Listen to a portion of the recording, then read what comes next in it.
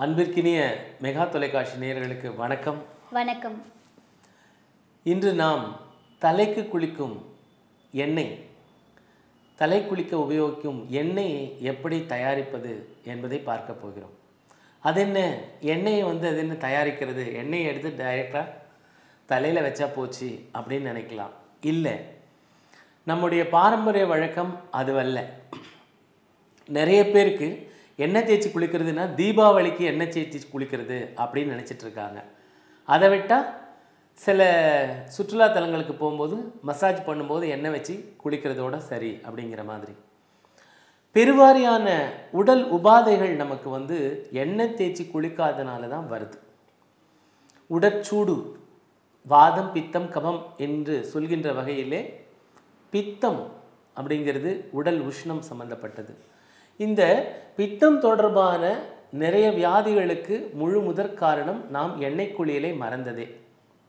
எண்ணெய் குளியல் அப்படிங்கிறது ஒரு சுத்தமான பவித்திரமான நல்ல எண்ணெயில் சில பொருட்களை போட்டு காய வச்சு அந்த எண்ணெயில் குளிக்கும்போது நமக்கு உடல் சூடு தணிகிறது. அது என்ன, உடல் சூட்டிற்கும் எண்ணெய்க்கும் என்ன தொடர்பு அப்படின்னா, நம்ம இந்த கபாலம் தலை பகுதிங்கிறது தான் எஞ்சான் உடம்பிற்கு தலையே பிரதானம், சிரசே பிரதானம் அப்படின்னு ஒரு பழமொழியே இருக்குது இல்லைங்களா? அப்போது மனித உடலோட மிக மிக மிக முக்கியமான உறுப்புங்கிறது மூளைன்றது உங்கள் எல்லாருக்கும் தெரியும். அந்த மூளை சூடு ஆகாமல் இருக்கிறதுலேருந்து, முடி வளர்ச்சிக்கு உதவுறதுலேருந்து, உடலில் ஏற்படுற அன்றாட இயக்கங்களினால் உடலில் உண்டாகின்ற உஷ்ணத்தை தணிக்க வல்லது இந்த எண்ணெய் குளியல். அதை நம்ம மறந்துட்டோம். எண்ணெய்க்கு தலைக்கு எண்ணெயை வைக்கிறது இல்லை, அது வேறு விஷயம். தேங்காய் எண்ணெய் வைக்கிறது இல்லை, அதெல்லாம் நம்ம தொடர்ச்சியாக பார்க்க போகிறோம். அந்த மாதிரி விஷயங்கள்லாம் இந்த எண்ணெய் குளியல் அப்படிங்கிறது நம்ம பாரம்பரியத்தில் ரொம்ப தொன்மையான ஒரு பழக்கம். ஆண்களுக்கு சனிக்கிழமை புதன்கிழமை என்றும், பெண்களுக்கு வெள்ளிக்கிழமை செவ்வாய்க்கிழமை என்றும் நம்முடைய மூத்தோர்கள் இதை வகுத்துட்டு போயிருக்காங்க. ஆனால் நம்ம தலைக்கு குளிக்கிறோம், இன்றைக்கும் சனிக்கிழமையில் குளிக்கிறோம், தினமுமே குளிக்கிறோம். ஆனால் எண்ணெய் தேய்த்து குளிக்கிறோமா? எண்ணெய் தேய்த்து தலைக்கு குளிப்பது தான் தலைக்குளியல். இன்றைக்கு நாம் குளிக்கிற குளியல் தலைக்குளியல் கிடையாது. அதனால் இந்த எண்ணெய் குளியலை பற்றி இன்னும் சில விஷயங்களை டாக்டர் வனிதா உங்ககிட்ட சொல்கிறதுக்கு காத்துட்ருக்காங்க. நேயர்களே, எண்ணெய் தேய்ச்சி குளிங்க, எண்ணெய் தேய்ச்சி குளிங்கன்னு சொல்கிறாங்க இல்லைங்களா? அப்படி எண்ணெய் தேய்ச்சி குளித்தா என்ன தான் ஆகும்? எல்லாமே நல்லா இருக்குங்க. சித்த மருத்துவத்தில் வாத, பித்த, கபம் இது மூணும் ஏற்றத்தாழ்வு வரும்போது தான் நோயின்னு சொல்கிறோம் இல்லைங்களா? இது எல்லாம் ஒரு சமநிலையில் இருக்கணும் அப்படின்னா நம்ம இந்த ஒரே ஒரு விஷயம், வாரத்துக்கு 2 முறை நம்ம எண்ணெய் தேய்ச்சி குளிக்கும் போது இது எல்லாமே ஒரு சமநிலைக்கு வந்துடும். உடல் ஆரோக்கியமாக இருக்கும். அது மட்டும் இல்லைங்க, எண்ணெய் தேய்ச்சி குளிக்கும் போது தலையெல்லாம் போட்டு ஒரு நல்ல தட்டு தட்டுவாங்க, உச்சியில் ஒரு தட்டு தட்டுவாங்க. அந்த மாதிரியெல்லாம் செய்யும்போது தலையில் நிறைய வர்ம புள்ளிகள் இருக்குது. அந்த வர்ம புள்ளிகள் எல்லாமே தூண்டப்படும். அப்படி தூண்டும் போது உடல் முழுக்க நம்மளுக்கு ஆரோக்கியம் கிடைக்கும். அந்த மாதிரி என்னென்ன வர்ம புள்ளிகள் தலையில் இருக்குது, அதில் ஒரு 2 முக்கியமான வர்ம புள்ளியை பற்றி தொடர்ந்து நிகழ்ச்சியில் நான் உங்களுக்கு சொல்ல போகிறேன். நேயர்களே, இந்த தலைக்குளியலுக்கான எண்ணெய் எப்படி தயாரிக்கிறதுன்னு இப்போ பார்க்க போகிறோம். இது நல்லெண்ணெய், செக்கில் ஆடிய சுத்தமான நல்லெண்ணெய். இந்த எண்ணெய் 100 மில்லி எடுத்துக்கலாம். இப்போ நம்ம செய்து காட்டுறதுக்காக குறைவாக எடுத்துருக்கோம், 50 மில்லி அளவுக்கு எடுத்துருக்கோம். நீங்கள் பொதுவாக ஒரு 100 மில்லி எடுத்துக்கலாம். இந்த எண்ணெய் நல்லா கொஞ்சம் புகை வர அளவுக்கு காயணும். காயும்போது நம்ம அடுப்பை அணைச்சிட்டு அதுக்கப்புறம் தான் இந்த பொருட்களை எல்லாம் போட போகிறோம். நல்லா கவனமாக கேட்டுக்கோங்க. இது எண்ணெயில் போட்டு பொரிக்க போகிறதில்ல. இந்த எண்ணெய் லேசாக காஞ்சி சூடான உடனே அடுப்பை அணைச்சிட்டு அதில் எண்ணெயில் தான் நம்ம எல்லா பொருட்களையும் போட போகிறோம். ஒரு விரல் கடை அளவு இஞ்சி இந்த மாதிரி தட்டி வச்சுக்கலாம். நீங்கள் தோலோடவே இருக்கலாம், ஒன்றும் தவறு இல்லை. இஞ்சி இதில் போட போகிறோம். அதுக்கப்புறம் புழுங்கல் அரிசி போட போகிறோம். இது என்னன்னு பார்த்தீங்கன்னா தும்பை பூ, தும்பை மலர் கேள்விப்பட்டிருப்பீங்க. இந்த தலைமுறையில் உள்ளவங்களுக்கு தும்பை மலர் பற்றி தெரியுமானே தெரியல. தும்பைப்பூ இட்லி அப்படின்னு சொல்லுவாங்க. அந்த காலத்துலலாம் இட்லி தும்பைப்பூ மாதிரி, தும்பை மலர் மாதிரி வெண்மையாக இருந்தது, சாஃப்டாக இருந்ததுங்கிறதுக்காக. இதுதான் அந்த தும்பை செடி. தும்பை செடியில் இந்த மாதிரி இந்த இடுக்குகளில் இந்த மாதிரி தும்பை மலர் மலரும்.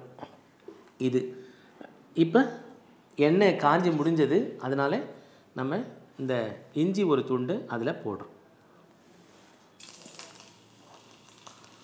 அப்புறம் புழுங்கல் அரிசி ஒரு அரை ஸ்பூன். இந்த தும்பை மலர்களை அப்படியே போட்டுரும். சீரகம் அரை ஸ்பூன் போடுறோம். இது ஓமம். ஓமம் எத்தனை பேர் பயன்படுத்துகிறோம் வீட்டில் அப்படிங்கிறது மிகப்பெரிய கேள்விக்குறி. இந்த தலைமுறை ஓமத்தை ஓமப்பொடியில் மட்டும்தான் பார்த்துருப்பாங்க. அதுக்கு பிறகு காய்ந்த மிளகாய் ஒன்று போடணும். தலை குளிர எண்ணெயில் காய்ந்த மிளகாயா அப்படின்னு ஒரு கேள்வி வரும். நான் அதுக்கான காரணங்கள் சொல்கிறேன். இந்த காம்பு கிள்ளாமல் போடணும் காய்ஞ்ச மிளகாயை, ஒரே ஒரு காய்ஞ்ச மிளகாய். அதுக்கு பிறகு கருவேப்பிலை.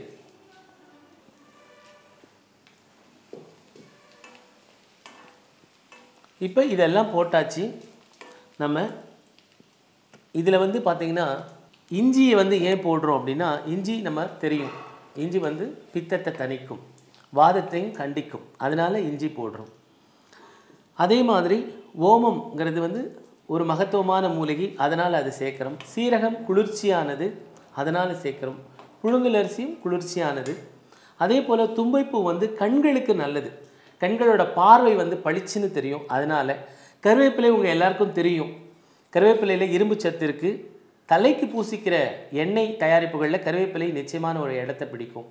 அதனால் சரி, இதெல்லாம் போட்டோம்.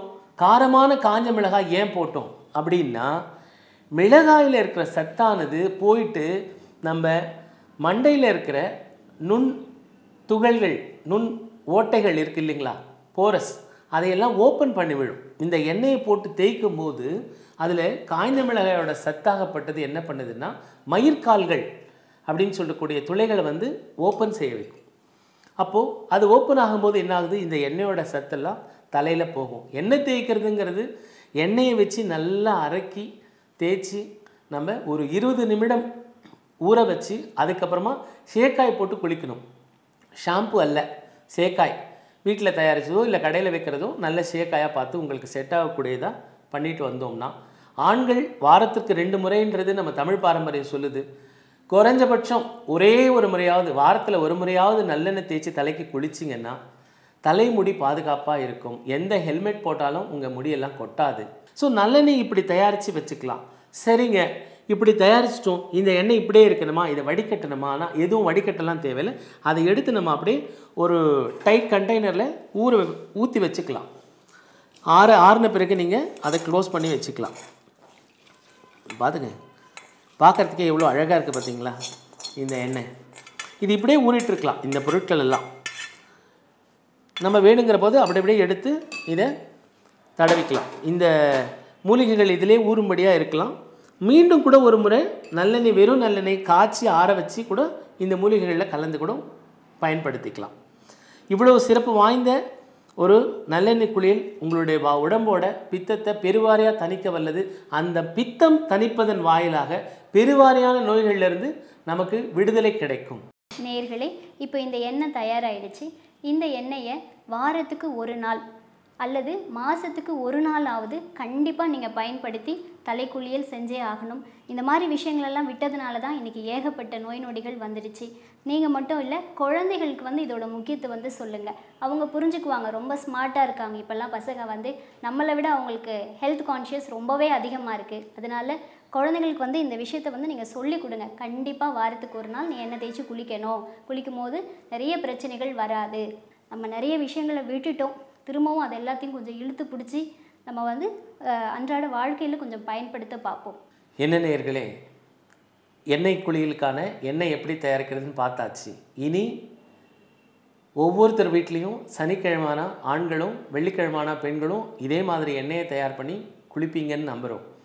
அது என்ன, சனிக்கிழமை அப்படின்னா சனி நீராடு அப்படின்னு அவை சொல்லியிருக்காங்க. அதுபோல் பெண்களுக்கு ஒரு நாள் ஆண்களுக்கு ஒரு நாள் அப்படின்னா தான் வேலை சமனாக இருக்கும் அப்படின்றதுனால சொல்லியிருக்கலாம். அது இந்த எண்ணெய் குளியல் பண்ணும்போது மெயின்டைன் பண்ண வேண்டிய ஃபுட் ஹேபிட்ஸ்ன்னு சில இதெல்லாம் இருக்குது. என்னென்னு பார்த்தீங்கன்னா, எண்ணெய் குளியல் பண்ணுறதே உடலோட குளிர்ச்சித்தன்மையை மெயின்டைன் பண்ணுறதுக்காக தான், அதாவது சூட்டை தணிக்கிறதுக்காக.